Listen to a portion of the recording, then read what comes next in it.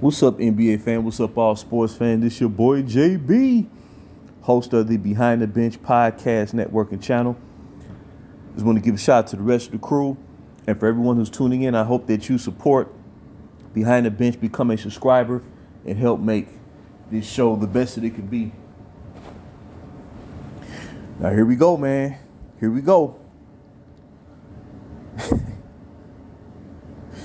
You would never think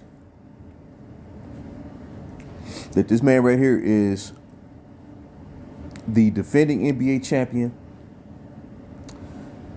the NBA Finals MVP for the 22-23 campaign, the best center in basketball, most complete center in basketball, arguably the best offensive force in basketball,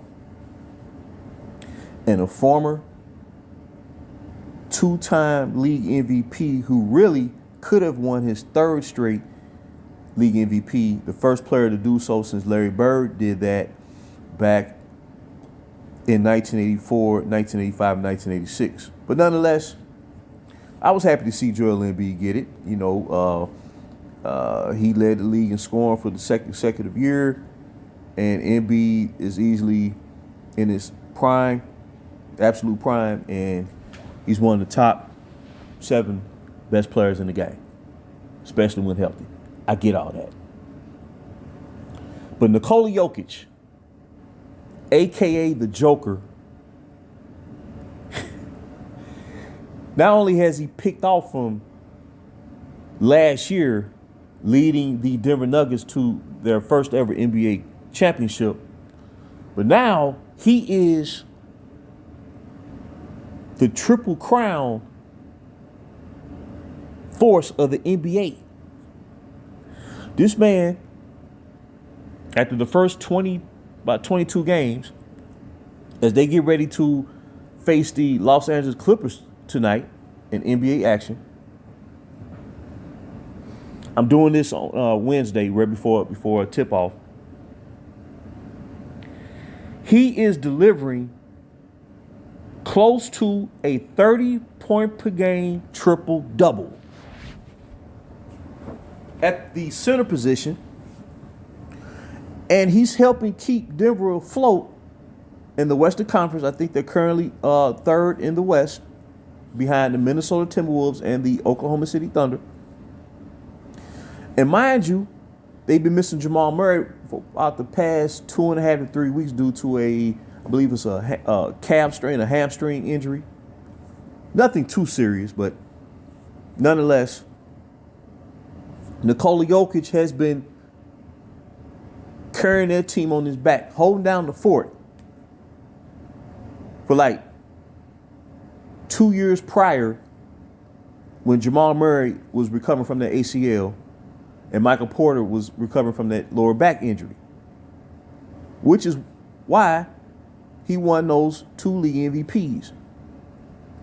And he's playing basketball at the highest level in historic fashion, and nothing is said about this man. And this is why I cannot, me personally, I am a stickler when it comes to the super team era. Now, in past generations of NBA basketball, the coverage of the league was literally off the charts. Anytime a play, it didn't matter who it was. It didn't matter what team they played for. It didn't matter if they was a rookie or a long-standing veteran, a defending champion or up-and-comer. It didn't matter. If you was standing out from the rest of the competition during any part of the season, you got your shine. You got your shine.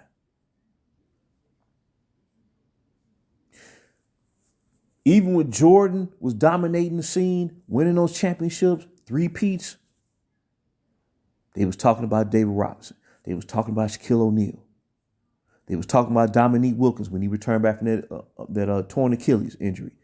They was talking about Kevin Johnson, Charles Barkley, Patrick Ewing, Mitch Richmond, Karl Malone, John Stockton. We can go down the line. That's what made the league coverage so great back then. They're not doing that today. This man he finished the season as the best player in basketball. The first player in the history of the NBA to average a 30-point triple-double during the playoffs, during the postseason, during the finals.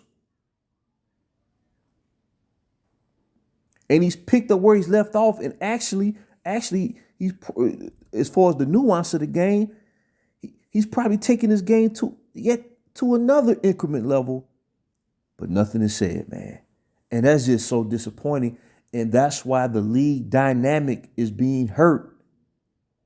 Because no matter who it is, if it's an American-born player, international-born player, whoever is standing out, that's how you elevate the game. That's how you maintain the standard.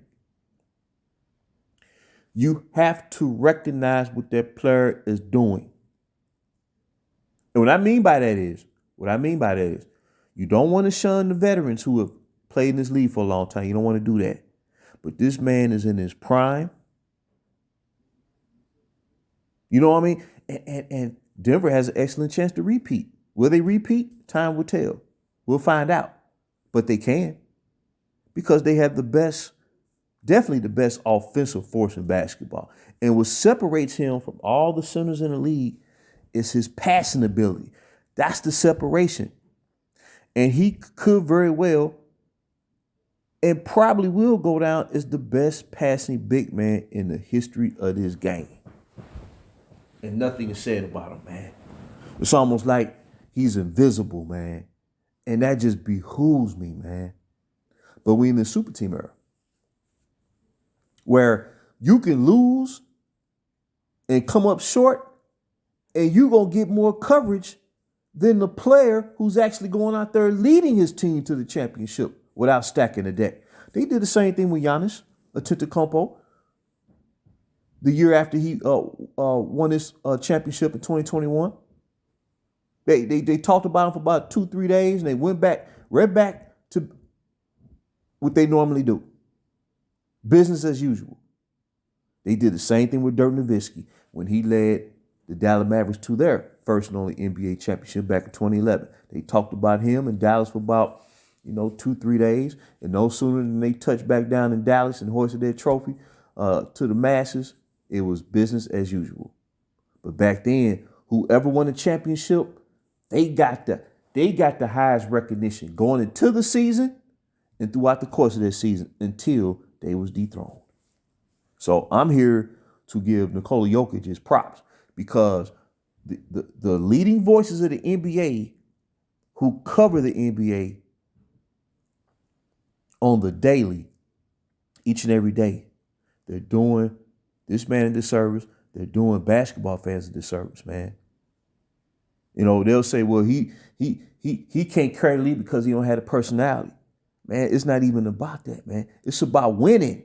That's what it's about. And whoever was the face of the NBA in years past, or decades past, or generations past, they was the face of the league, or the most prominent figure in basketball, because they was winning. As favorites, underdogs, whatever you want to call it, they got out there and got it done, man. And they're not saying nothing about this guy. They're not saying anything about him, man. And man, how do you do that? How do you do that? But he's going to keep rocking and rolling. He's going to keep doing what he do. And if he repeats as champion, Nikola Jokic, at that point, he would have 2 championships just like Akeem Olajuwon. And historically, Olajuwon is considered a top 10 all-time greatest player. Especially one of the greatest centers ever. And that's where Nikola Jokic is headed, whether they want to recognize it or not. So, until next time, I just want to drop that nugget. This is JB for BTB, Behind the Bench.